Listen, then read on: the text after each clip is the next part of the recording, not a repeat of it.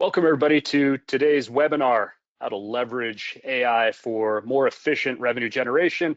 We're thrilled to have a distinguished panel of industry leaders with us today, and we'll focus on some of the practical applications for artificial intelligence for brokers, specifically how to consolidate tech stacks, empower agents with data, and ultimately improve the search to settlement process. We'll also address big questions like, what does an AI optimized brokerage look like? What's the promise of push button AI? And how do we navigate some of the ethical considerations in this new age that we're seeing ourselves? I'm Dave Garland, a managing partner for Second Century Ventures and the NAR Reach program, where we find and invest in the best technologies that serve the realtor community. And I'll be the moderator. And a special thank you to the RIS sponsor of this webinar, Lofty.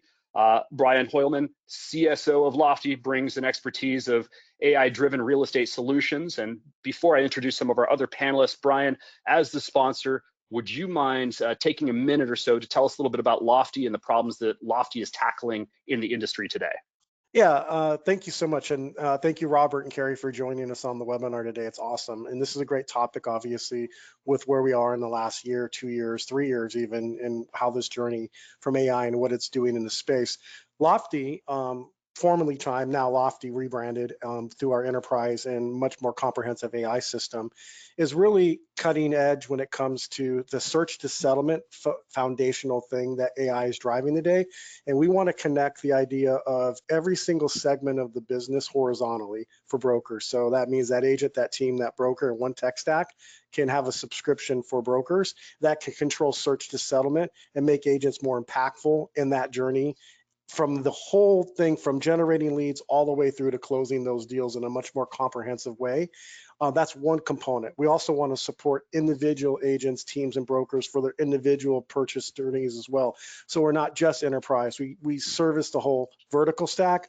And then lastly, we want to connect all the other vertical horizontal stacks that brokers are expanding to: mortgage, insurance, property management, everything that we are trying to expand out horizontally so that a search to settlement encompasses the entire broker and prop tech market. And that's our goal for the next foreseeable future. So thank you for having me. I really appreciate it.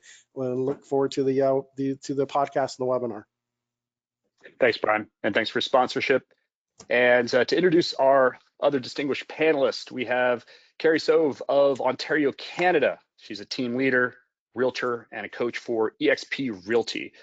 She offers great insights from her strong marketing background and custom AI solution development. So thank you for being here, Carrie. And Robert Lucido, who is the Chief Strategy Officer of Lucido Global. He provides global perspective on enterprise-level AI implementation for teams and has done this as part of the Bob Lucido team of Keller Williams. He's out of Miami. He also runs their mortgage outfit as well. So welcome, everybody. And before we dive into some of the real estate specifics, let's have a little fun just to get us warmed up. AI's been in the news pretty aggressively, the forefront of darn near everything that humanity's been doing around the globe when it comes to enhancing their work efforts. So on a personal level, what is the one AI tool that you personally can't live without? We'll start with you, Robert. You know, I've been using it for the last year on the deep research side. You know, going through college, used to have to plug through the internet, plug through the library, trying to find data and aggregate it, make sense, and tie pieces together. So it's been a huge bump in efficiency to use different deep research tools to compile that information and then synthesize it into either different trainings, presentations, or insight to run the business. Which tool do you use? Are you referring to a specific LLM? Yeah, I mean, I use ChatGPT a lot, sometimes Grok. Okay. Excellent. The new version of Grok, the Grok 3? Yeah. So the paid version. Okay, got it. Brian, how about you? Any tool that's been indispensable for you? I'm old and just reluctant to change, but I can tell you that over the years and being in sales, being able to speak a certain way and talk and communicate amongst my peers from a bringing my thoughts to executable language that can be distributed.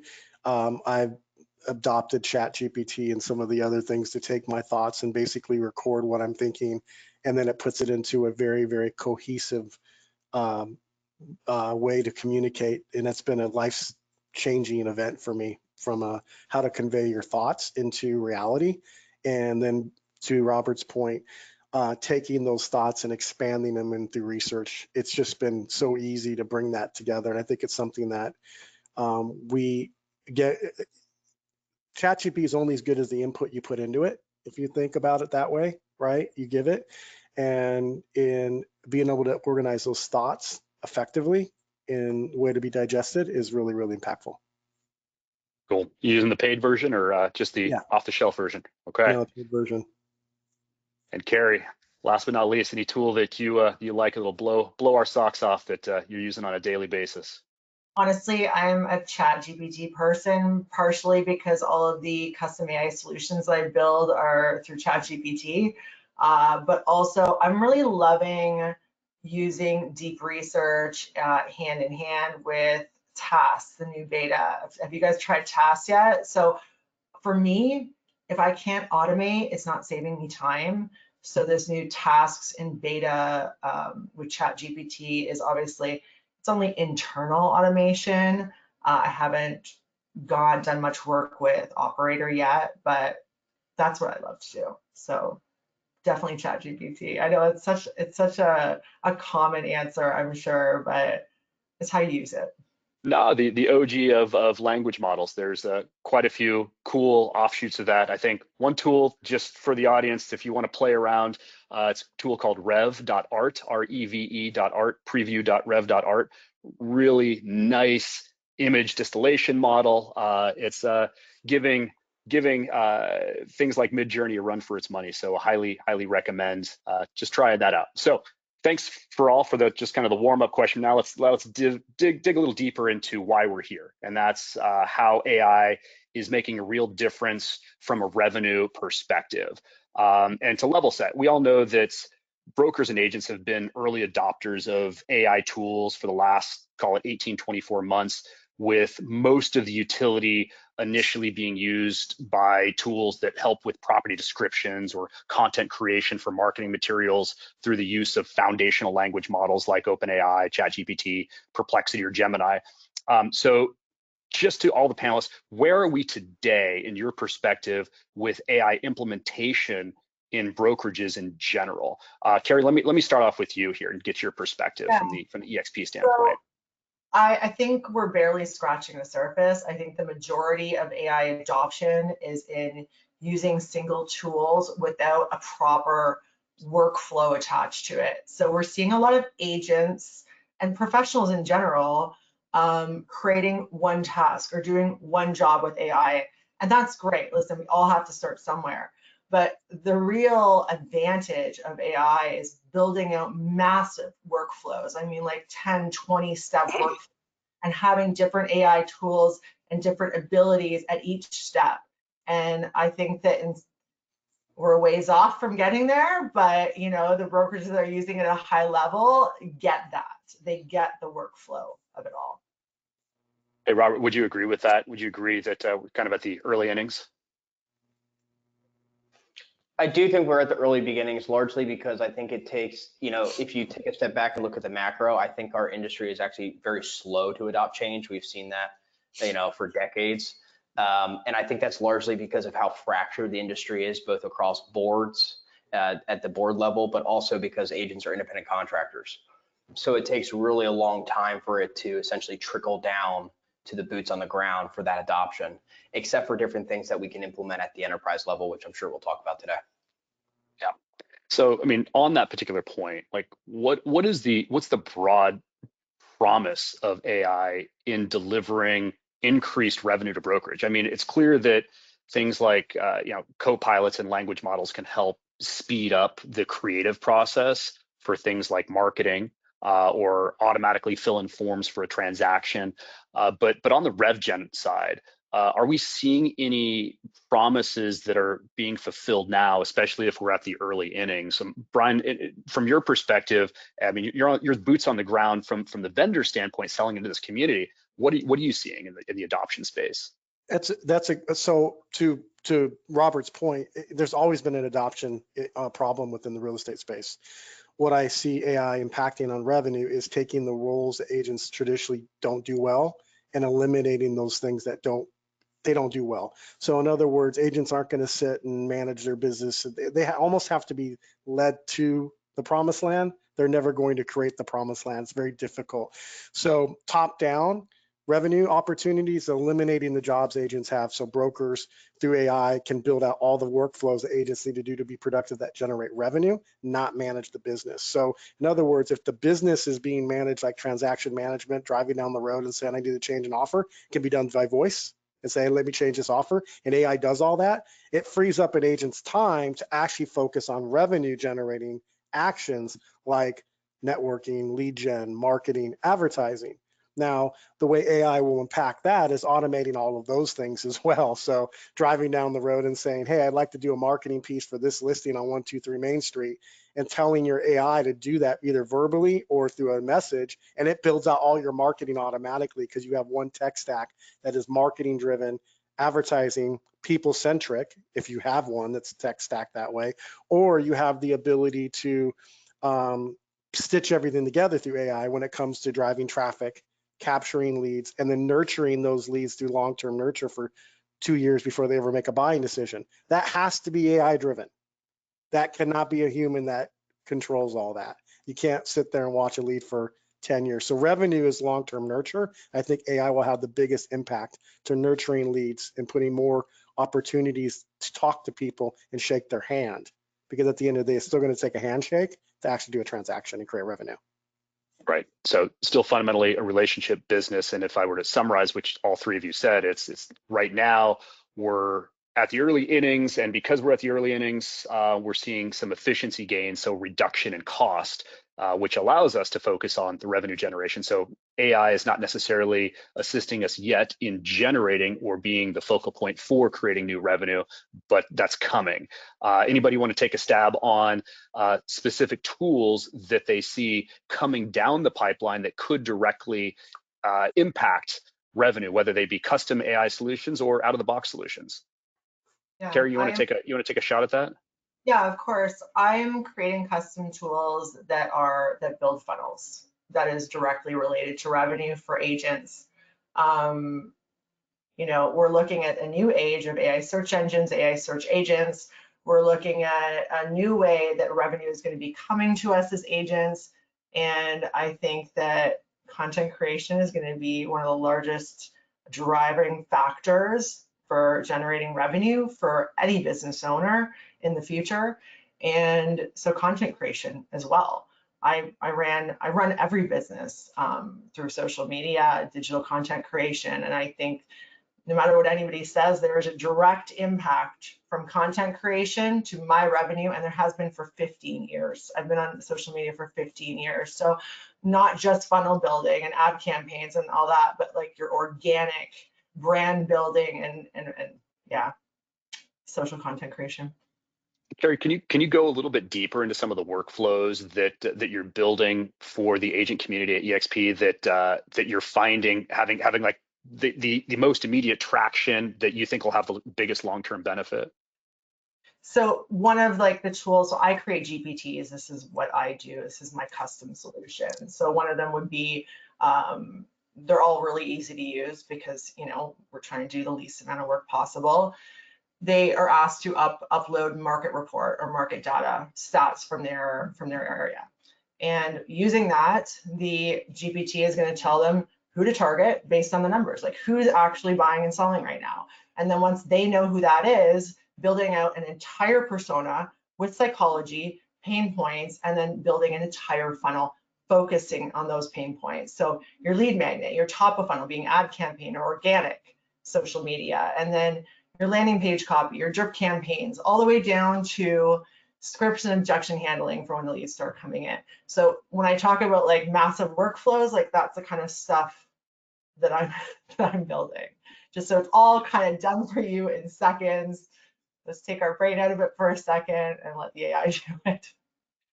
And I think this is an important point because it probably sets up answers to questions that some of the audience will have a little bit later on, and that is where are you getting the data sources for all of these respective workflows? Are these just coming from their respective CRM and their sphere of influence? Walk us just at a high level. Like, do they need to do something completely new to have these workflows be built, or is it one of those like, hey, we can just go with the tools that we have today and the data that we have today?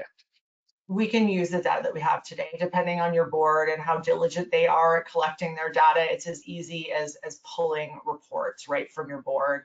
Mind you guys, I need to mention I'm in Canada, so things may work a little bit different up here than down in the US, but our board data is quite extensive, and just using that alone will provide great insights into who the agent should be targeting now, today. Got it. So, and Brian, you have something to add on to that? Yeah, I like what Carrie, I love what you said. It's really about where that data comes. If you have a end-to-end search to settlement platform or program, then you're injecting that data where it is appropriate to the target audience. One of the things that we have challenges in is we assume that we're looking for people that want to transact now, that want to buy now, and that there's a secret place to go to get the person that wants to buy now. But in my experience, we should be looking to attract everybody. Everybody's a homeowner, everybody's a renter. And it's our job to be the advocate, the advisor, the concierge service for their journey of home ownership. And we define that incorrectly for years, buyer, seller, but no one wants to be a buyer and seller. You asked the consumer question earlier before we got online. So AI is going to allow you to bring data into your journey through all of your touch points through that journey and automate the entire segment.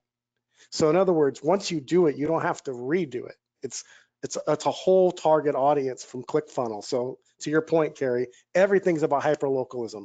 Everything's about creating engagement in consumer funnels. Everything's about targeting a specific niche space compared to the past where we just went on the Google pay-per-click. So we want to be very, very specific, very hyperlocal. And in doing that, we have all the data points to bring into that journey because all that data exists on a hyperlocal level. Be your local expert. And great point. Great. There's some really good points there, Brian. And I'm curious because I think what we're discussing is what agents can do or what brokerages can do. I want to move us up to one level, and that is at the enterprise level. And at the enterprise level, and Robert, this question will be for you. I mean, really, how are you seeing AI impact RevGen through the effective integration of some of the tools that Carrie and Brian are talking about? And can you share some specific examples on some things that you guys are working on an enterprise level to push that down to your agent base? Yeah, so one of the best things that we've done in the last few years was begin a relationship working with Lofty. We're fortunate to have a really good relationship with them and specifically their dev team. So, I mean, just a couple of weeks ago, I was on with the AI team developing different features specifically for how we run our business. So the first thing is in our mindset, we've worked really hard to get all of our data in one place. I mean, a few years back, the data was fragmented across different systems, which means it's in different data cubes.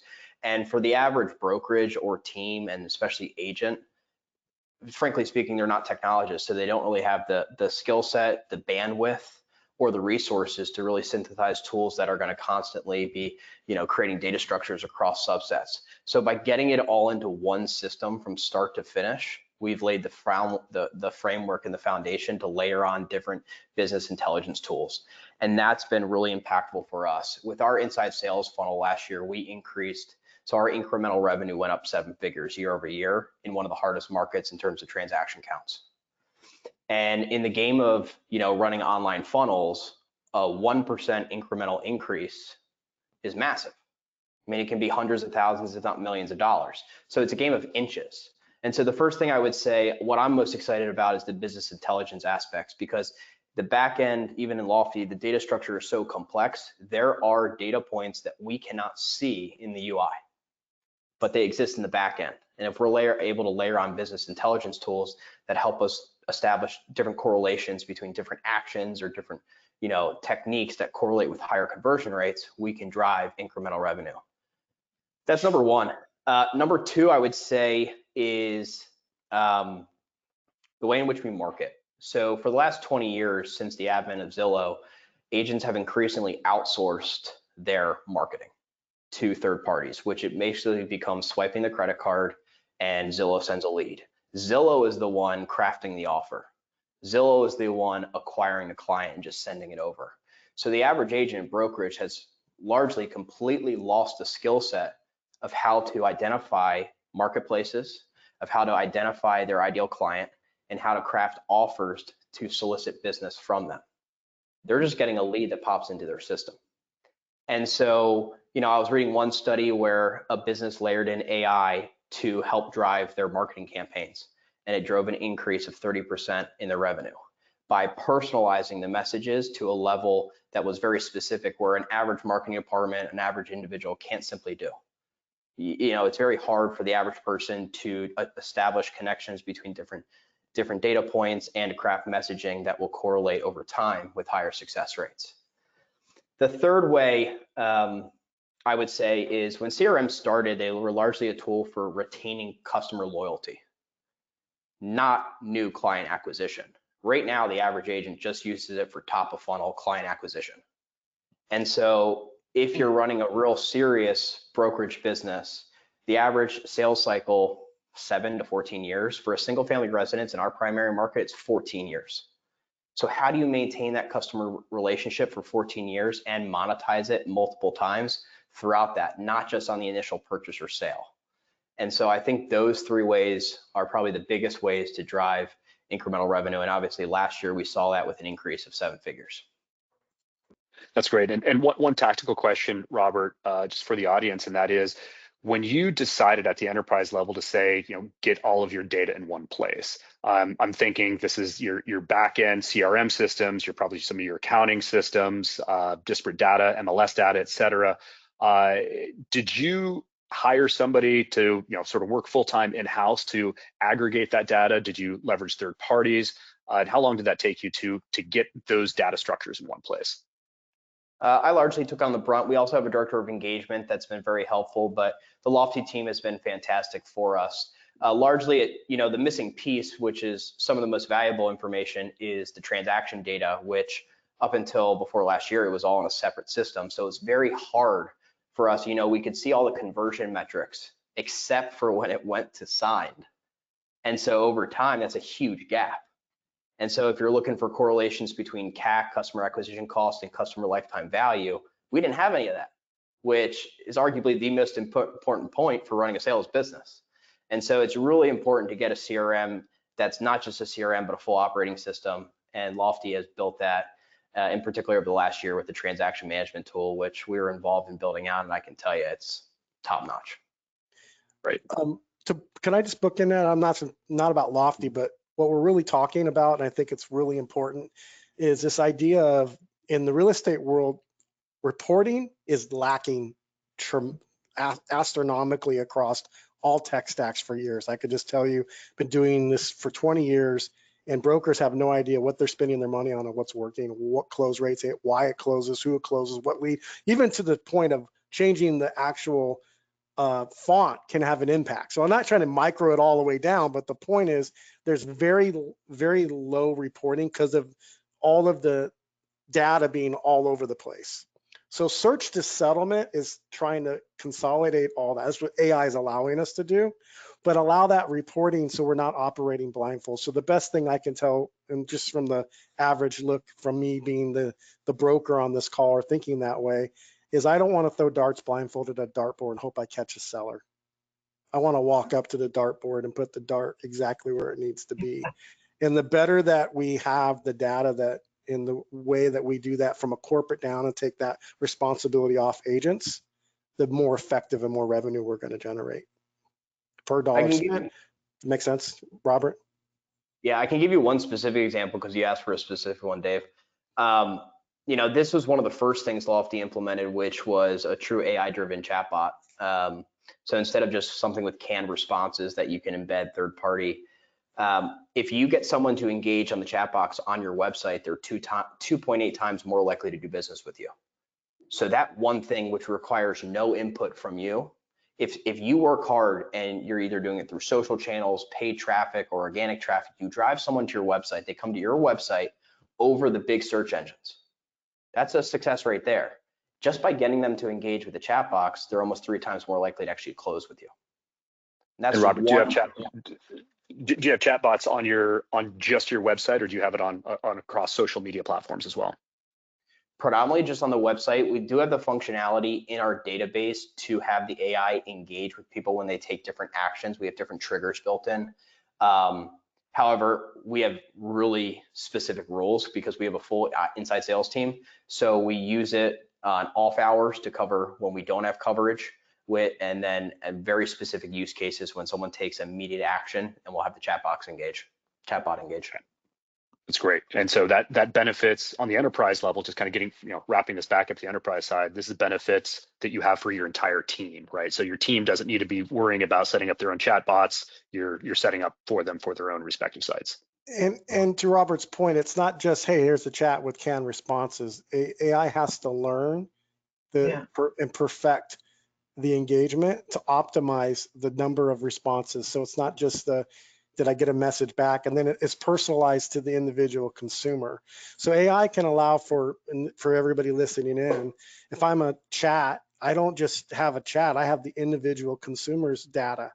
Julie Smith has been on the site and they've had an engagement. Julie searches this, does this. There's behavioral triggers that Julie does. She needs a personalized experience within your search portal, search to settlement portal, that's personal to her. It can't just be a random chat that pops up for Julie. AI is going to expand so every single consumer has a personal experience with the end user agent because it's hyper local. It's not generic like Payless, not to bash Zillow, but Zillow's Payless. I want Nordstrom's for my brand. I don't want Payless. I give you a specific example. I remember someone's on the website, chatbot pops up, they took an action, so it asked them a question, more or less, how can we help you with this property? And they responded in Spanish, and the AI immediately switched the language to Spanish to respond to them. And then based off that would trigger one of our Spanish-speaking inside sales agents engaged.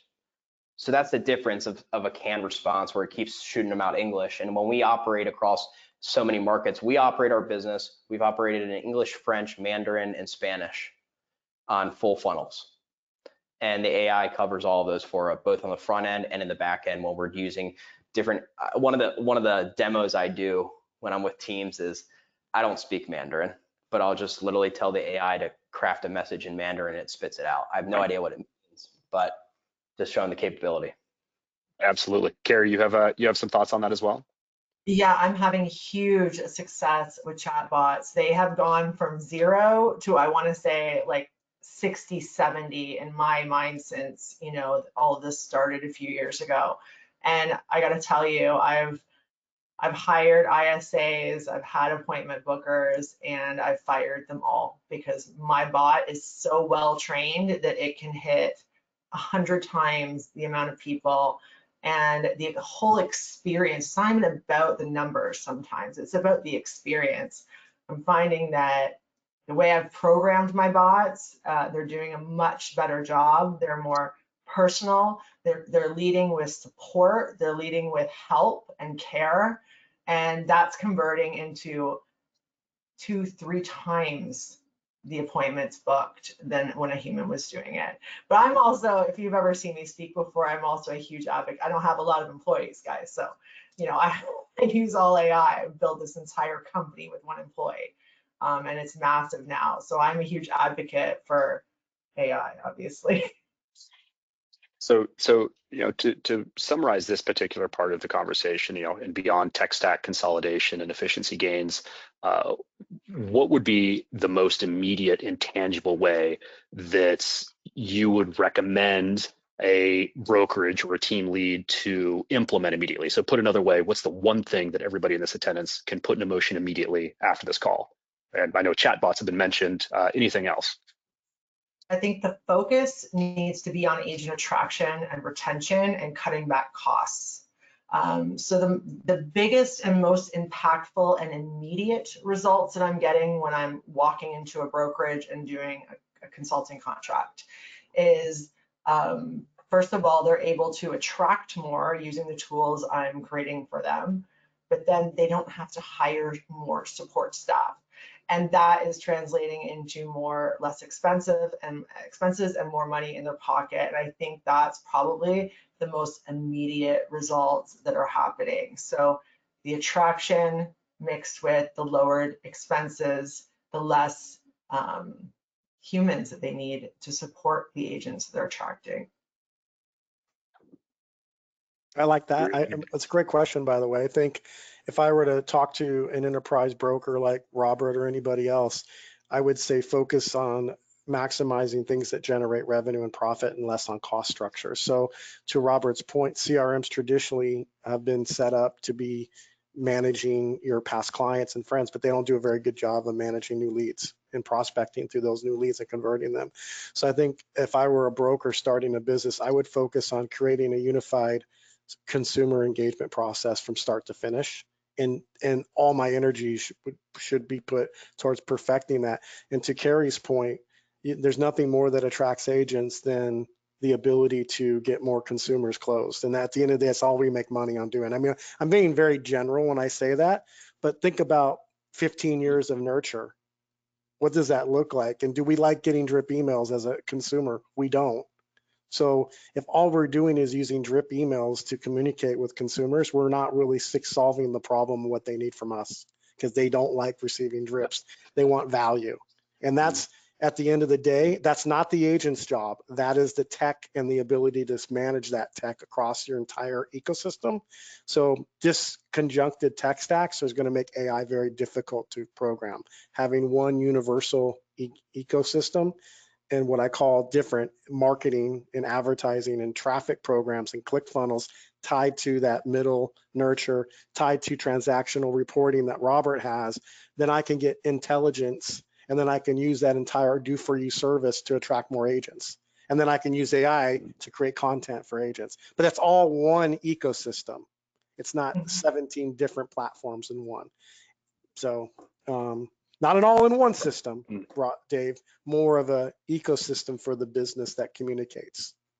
Right. And the driver of that ecosystem comes back to the foundational element that Robert was talking about, that is what makes AI possible and will continue to enhance the ability of artificial intelligence, which is the data, real estate data that we have, the office data that we have, the action data that we have, the consumer data we have. AI is the engine that finally transforms brokerage data from a passive asset into the active fuel for predictive revenue generation and smarter agent and team performance. And on that front, Carrie, with your marketing background, how can AI assist with the data collection? I know we were talking briefly about the data aggregation, but how is data collection now changed and evolved for the agent community? Okay, well, we know the agents, if they have to go and open their computer, go back to their office, open their computer, and then an application to do anything, the chances that they're going to record the proper data is slim to none, right? So now with all the new AI capabilities and AVM, advanced voice mode, and all the tools available, they're able to collect data in real time with very little effort. Because look at all of the places where they can possibly record the data. We got open houses, we got social media, we have anywhere and everywhere, CRMs. So giving them a tool where they can record that data very, very easily, have it almost automated for them, is probably gonna help them significantly. Any specific tools that you recommend, Carrie? Of course. So, I've talked to you guys about this before this call, but I've collaborated with Whoosy and built out a product. It's an AI voice activated tool that can attach to your CRM, right? I think we're going to have a conversation with Lofty after this. The ability for an agent to be at their kid's soccer game running into a client or meeting somebody that they could do business with, and they don't have to type anything anymore, go onto their computer, and they could just voice command the instructions, and that is now directed into their CRM or whatever other application, everything being joined together, like what we're talking about. The one ecosphere, one, cohesive environment. That's going to significantly impact the data that's collected, because I feel like that's one of the major downfalls, one of the biggest obstacles in AI is the lack of data collected, because AI is only as good as its data, and if the agents aren't collecting it, that's a huge problem. So I want to pigeonhole on that, and Robert, I'd love your feedback on this because I know we've had conversations. So data like expires, FSBOs, everything about homeowners, we know their data, we know who they are, we know where they live, we know how many cars they have, we know what their kids go to school, we know everything about. But it's allowing us to go. AI is allowing tech stacks like our company here, Lofty, is to streamline how we integrate with those data. So it's AI is improving our ability as a technology company to go to third-party data and then all partner together to create that data. We're not looking for brokers to figure out how the wheel runs. That's not, that's our job. Our job as a technology provider is to provide brokers the ability to not have to worry about the wheel. Their job is to steer the car, not drive the car. If that not build the car. It's a really good point, Brian, and it does get back to like what tools are we using and how are we enforcing the use of those tools for data collection on the agent community. And Robert, I don't know if you guys have seen any changes with data that you're collecting out in the field or that you're encouraging your agents to collect out in the field. I wonder if you could talk a little bit about that and maybe the impact on the agent by agent productivity. Yeah, I mean, I guess it depends on what kind of data you're talking about collecting. Whether it be in-home, out-home data, et cetera. I mean, it's all there, right? To be gathered into your systems. So for the average agent, frankly, they don't need AI tools to capture the data they need to get those lead opportunities, those client opportunities in the system. I mean, we're doing it at a very high level with the tools built into Lofty. It's things like the open house form. Not only increases the rate at which you capture leads, but it also increases your data validity rate, because for whatever reason, people, when you give them an iPad or they register on their phone, they're more likely to put in their accurate contact information than if they're scribbling it on a piece of paper. And then of course you can't even read half the people they're writing. So, for the average agent, I don't think you need to get too, there may be some illusion that the complexity of the tool indicates that the effectiveness of it. Sometimes the simple option, if you do it consistently, is the best. So we have very high engagement and adoption on our system of both agents adding their SOI and us capturing team leads and putting them into the system. So that's what I would say on that front. Can I pigeonhole? I love that, by the way, really quick, David. So Robert, you're bringing up a really good point. It's not complicated for agents. And they just bring in, you have name, email, phone number, but to your point, Robert, it's after that information comes in the back end, we can pull in social media connections, we can pull in different data sources about that person. That's all automated to give it more depth in tracking and confirming. Even just say somebody registering, finding out whether they own a home or whether they rent. We can provide data to optimize knowing that. And if an agent knows they're a homeowner before they ever call, it changes your entire approach on how you communicate to that lead, even the value of that lead.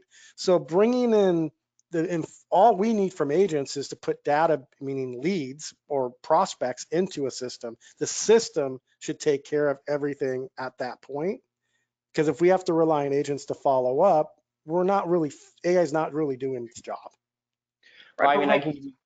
I have something to add there, though. I think there's so much more to collecting data than just the necessities that we've been doing historically, like the name, email, phone number. Imagine the power that we're yielding when we remember their children's, which college your children are going to or accepted to this fall. We got to remember consumers only care about themselves. and the more that we can feed into that and have that relationship and have the focus be on them and know everything about them, everything, the littlest things they tell us about the dog that they adopted, or their kids going to school, or they're vegan, you know what I mean? That is the actual power. I think it just goes so far beyond the data that's naturally and historically being collected on our clients. Well, first, if they're vegan, they'll tell you a dozen times before you even need to collect it. Secondly, I can give you an example on the open house form. So I remember when I was testing out myself using an iPad to capture, this was early on in the initial implementation of the open house form. Someone registered, populated right to my phone. It pulled in their LinkedIn profile and Facebook profile automatically, checked on my form before they even walked in the house. So I knew where she worked, what she did. I knew her previous college experience and so forth. Smart Plan Engage. She was on the website because this was during COVID, so there was a bit of a line. So she searched for 5 other properties before she stepped foot in. She stepped in, I recognized her and was able to engage her because I knew where she worked, where she went to college, and converted the buyer opportunity. So that's an example, just by using a simple form, because I think at the agent level, you have to make it as friction-free as possible. They capture the data and then you let the system enrich it for them. And David, a lot of agents and brokers on that topic often think, I need to learn all that. You don't. You just need to use the form. You don't have to learn all of those things that are happening, but they don't know that. And I can tell you what Robert's talking about for like 3 years has been standard. That's amazing. I used to do coaching calls where I'd have somebody do a scan code on a call, and I would have them scan the code and the leads would come in, and then I'd go, hey, is there a John Smith in the audience? Oh, you have 2 kids. This is because it automatically captured all their information, and I could go into their Facebook and engage. Yeah, I've already friended you. This is what agents need. What Carrie's talking about, this is what really is going to create revenue opportunities. But you can't understand how all that works. Don't figure out how a car works. Just drive it. Just do it. And it's an incredible point and a very valid point that you bring up, Carrie and Robert. I love the example, and Brian, agree with you there. And that's from the agent perspective. And it seems like that's going to be table stakes for future conversations, for enhancing the relationship with the consumer. Let's reverse this to some extent, and let's look at it from the consumer perspective. What are consumers going to want from the brokerage in this age of AI, knowing that they have access to the same types of tools that the agents have access to, whether it be large language models, whether it be some of the deep inference models, et cetera? How does the agent improve the relationship with the consumer based on some of these consumer needs of the future? So wondering if we could just opine a little bit on where you think the consumer needs are and where they could be going in the future. Robert, you want to take the first stab at this? Sure. At the end of the day, the agent wants 4 core things. They want their dream outcome, a high likelihood of success, and they want to reduce the time it takes to achieve it and the amount of effort and sacrifice it requires from them.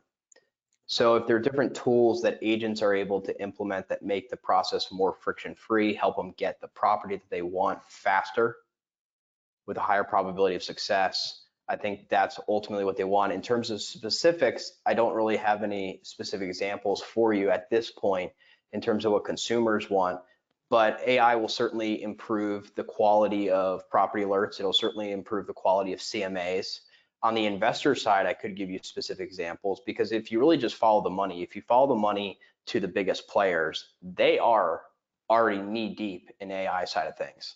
I mean, I have a friend that runs a major AI company, and the things that they do with government contracts and then resell the data to different private companies is incredible. And I remember he did a little demo for us, and I just provided him 20 random contacts from the database, and what he was able to compile in terms of client profiles on them was insane.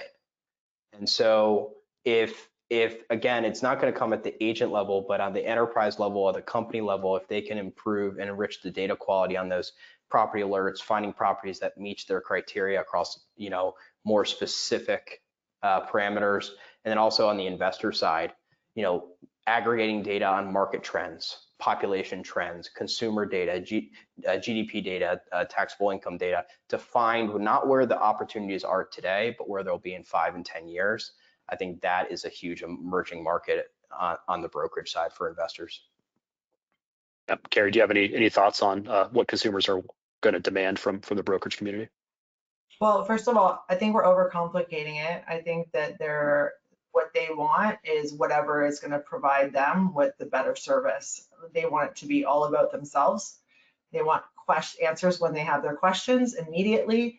They want us to be at their beck and call. This is how it's always been. And now that they understand what AI, or think they understand what AI can do for us, there are no excuses anymore. I feel like consumers are quickly going to be learning, especially with AI search engines, how to use AI. I think that being an agent and not utilizing it, or even not being able to describe to their clients how they're using it, is going to be detrimental to their business.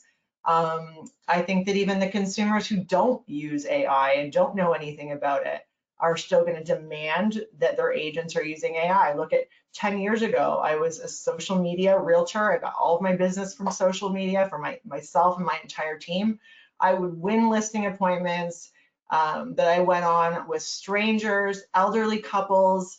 I'm up against massive 50-person teams. I'm getting them because I understand social media better than my opponent does, basically, my competition does. So our clients don't need to understand AI to know that they're going to want their agents using it, because at the end of the day, it's the latest tech tool that is going to give them the largest advantage, and that's all they really care about. Yeah, Brian, do you agree, or get some other thoughts? I do, because I'm going to take it from a real hard-hitting evaluation. 20 years of when back in the many years ago, I helped build out a company called Zerpa, which is this whole full interactive behavioral responsiveness that's way before AI.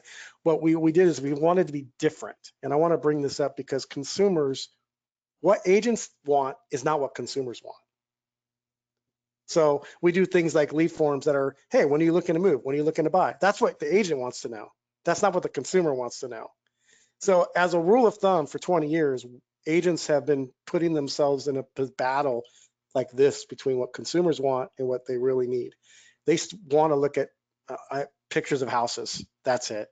You go to all the home shows, the selling sunset. My daughter wants to be a real estate agent, thinking that the consumer doesn't care. They just want to see pictures of houses. They're not even looking to buy, but we keep telling agents there's some secret place that consumers want to buy. The reality is they don't. They just want to look at their neighbor's house. They're a nosy neighbor. That's all they are. They walk the dog, they grab the flyer. Those are the consumers. So agents have to start thinking, what does the consumer want? You know what they want? They want the flyer to say, if you're a nosy neighbor walking your dog, click here to see what the house looks like inside, because that's what they care about. They don't care what you do as an agent. They don't care about your experience. They don't care how long you've been in real estate. That's when they're transactional. We have to build something that brings them in before they become transactional. So what do the consumers want? They want to see pictures of houses, and they want to get secret information that's on those houses that they may not be able to find somewhere else. They want you to perform a task and do for them and provide service and value. So in other words, they want to hear things like, I'm going to find information about this house. Would you like me to do the research? It'll take me some time. But the point is, they want you to do something that separates you from every other realtor that's out there. You have to perform your job. Your job is to procure properties. Your job is to provide valuable information as a real estate agent about that property. Your job is, to Robert's point, to provide detailed information about community and information. Your job is to provide, as an agent, what you can do for the consumer, not what you want for yourself. And so if we change the narrative to that, that's what consumers want to hear from real estate agents. AI is going to help that, but at the end of the day, if you make it about what the agents want, you're not really giving the consumers what they want. It's not about the agents, about what the value is, which is they want a home. Right, right. It's a critical differentiation, and I'm glad you pointed that out, Brian, because certainly, on the technology creation side, we've been hearing for years this concept of push button, and the AI promise and agent tools of pushing button and solving very deep problems for consumers to make this process as simple as possible. At Second Century Ventures, we see over 1,000 business plans per year around the world, and 95% of them now have some AI component, and many demonstrate the promise of a push button streamlined back office solution whereby all the broker's work is magically completed at the push of a button. But the consumers don't necessarily need that, but it certainly helps. Again, getting back to one of Robert's points that he made earlier, it's like, look, if we can free up all of the back end work and allow the agent or broker to do what they do best, which is the relationship, then we're able to enhance revenue. And so, push button AI has been mentioned a couple times throughout this particular webinar. And I'm curious, getting back to you, Robert, what does it mean to you, and what would be the promise for the agents if we were to go a little bit deeper into this push button reality? Yeah, at the brokerage level, I think it's vital because I'm sure you all know margins at the brokerage level are abysmal. So if you have opportunity to drive efficiencies and to decrease costs while providing the same, if not better service, that's the avenue forward for brokerages, especially because so many services offered by general brokerages have been commoditized. General brokerage services, there's other people that are typically willing to do it for less. So it's a race to the bottom, it's a price war. So efficiencies are absolutely pivotal for the brokerage level. On the agent side, there's a joke I shared with you guys earlier that you could give agents a button if they push it to get free money, and they'll blame you for forgetting to remind them to push it. And that kind of gets at the fact that agents want the easy button as much as possible. And so if brokerages are able to provide higher level services through automation and take more off their plate and keep them on the pay side, interacting with clients and generating business, which is what they want. That's the only way not only they make money, but eventually the brokerage makes money, is they have to produce. So how can you divide what they do from pay side and non-pay side, and how can the brokerage absorb as many of those non-pay side responsibilities and do them through automation? And probably with automation, they'll have quality control. So actually compliance rates will probably increase. Data protection rates will increase as well. So that's what I would say in terms of push button is pay side versus non-pay side, and try to find ways to take as much of the non-pay side as possible. Yeah, so it sounds like we're talking a little bit about optimization. And with that in mind, Carrie, what does that AI optimized brokerage look like in the future? What are the tools that are going to be absolute table stakes for optimizing that vision that Robert just mentioned? So the optimized brokerage is calm, you guys. It's peaceful. The energy is great. They've got AI, custom AI built into every single department that's helping support their existing staff, as well as, give them volume on staff without adding more humans. You've got a steady stream of agents coming in, and they're able to keep them. And that's because they're using AI to brand properly, which is something we are never seeing clearly enough at the brokerage level. We see a lot of agents doing this properly, a lot of teams, Robert, but we don't see a lot of brokerages really building a strong digital brand. And then we see the agents are happy because they're getting the education they need, which comes to agent retention, right? They're getting the education and the support that they need. But I think it needs to start with education too. I think we have to remember that. It's just calm. It's a peaceful place to be. I love that. I love that optimistic vision, and with that vision comes a lot of responsibility. And I want to talk a little bit about look, AI promises quite a bit of responsiveness based on the data that's inputted, but that responsibility brings up a lot of questions of ethics and how we're using artificial intelligence intelligently in our back office systems to ensure compliance and mitigate against liability with some of this implementation. I'm just curious, Robert and Brian, from your perspective, how are you approaching some potential liability issues, let's say, for instance, with TCPA compliance and some of these requirements as you're instituting some of these new solutions in order to reach Carrie's nirvana? Because Carrie's nirvana sounds really good, that peaceful brokerage, right? But there's a couple hurdles that we got to get to first, and the legal hurdles are potentially quite impactful if we don't do it right. Yeah, people are getting sued. They're going to continue on TCPA stuff. That was a massive thing we had where they had legal things and they went back, and then they, with permission to contact, that all changed, and maybe we'll revisit that. I can tell you from my own personal thing, I get probably 100 messages a day on my phone from agents trying to tell me how I should sell my house, because I've been secretly shopped agents for thousands of years. And I get sick and tired of the fact that I didn't give you permission to actually do that. So all that TCPA stuff is going to have probably the biggest impact on our business moving forward, in the way that how we regulate, how we communicate to the consumer without their permission to use their data. So at the end of the day, it comes down to data and permission to contact and how you leverage it. No one wants a robot to call them. My wife and I have been stuck on calls where we didn't even realize it at first, and then you get angry that it's a robot talking to you on the phone. We're a person-to-person business, so let's just flat out say, if you can't shake your hand, you can't do a contract. We're never going to get, I don't believe we're ever going to get to the point where we have robots showing homes, okay? We may just do all the optimization of everything, but at the end of the day, we still got to shake the hand.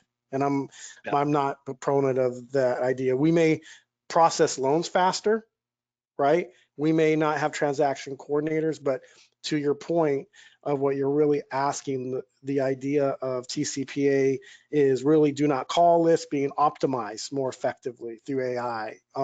These are all things we can handle to limit, and we've done all that internally for ourselves. And Robert can probably book in because we had how many conversations on TCPA? Oh my gosh. So what I can tell you right now, as we run out of time, that's our job as technologists to provide what we can do, but it's up to the end users like Robert to manage that they don't buy a list from people and randomly call them without permission. That's just the main thing. So you hit on the head. We're running short on time. I'd love to continue that, but before we go, just a couple of quick rapid fire questions for y'all. Just sort of one word answers, if you wouldn't mind. Is AI going to replace the real estate agent in 5 years? Robert, yes or no? Many of them. Okay. Brian, yes or no? No, 85% of transactions happen offline, not online. So unless someone's going to open up a door and they're not, people are home and living in that house, there's no way it's going to replace the agent, because you're not going to let random strangers in the house. Okay. Short questions. Carrie, yes or no? Just a yes or no. I feel like a lot of them, yeah. Okay. Let me reverse that question. Will AI facilitate more or less transactions in 5 years? Robert. I think in terms of transaction count, largely irrelevant. I think it's based on macroeconomic more so than AI. There still be the same number of transactions. Got it. Brian? Agreed. They can't control that. I think a little bit more. I do. It's gonna improve transparency at every step, which will facilitate more, I think. Well, we know who the optimist in the group is. We love that about you, Carrie. Thank you. So this has been an incredibly insightful discussion, and the brokerage of the future isn't just tech-enabled, it's fundamentally AI-driven, transforming every step from search to settlement. And I think that this panel has been phenomenal at sharing your expertise on that. And to wrap up, I'd want to make sure that we allow any time that the RIS team has for Q&A, and it doesn't look like there's any Q&A. So I want to turn it back over to Brian at Lofty, and again say thank you again for your sponsorship, and allow you the last word on the session, or any specific call to action for the team. Well, I hope everybody here listening got a really good earful of what we and the experts on this panel, but generally got a lot out of it. I took notes. I learned a lot, and I hope everybody else did. Here at Lofty, we want to be cutting edge. We've been doing AI, I think, as long as anybody's been doing AI. I think we're just scratching the surface. And so at the end of the day, I'll just say this and I'll leave it at that. It's going to take agents the ability to open their mind and change their mindset to leverage AI. And as long as they keep their minds closed, they'll never, ever, ever, ever learn the impact that the technology today has available to them. It's mind-boggling and much easier today than ever before to get in front of people, as long as you have and change your mindset. And we have to change our mindset as agents. Don't look for buyers and sellers. Look to collect people and look to create relationships. Get back to your old school where your foundation of the real estate space is, and that's personal relationship building, and use AI to do that. That's my message to everybody on here. Great. Thank you all so much. And thank you to RISMedia for putting this together.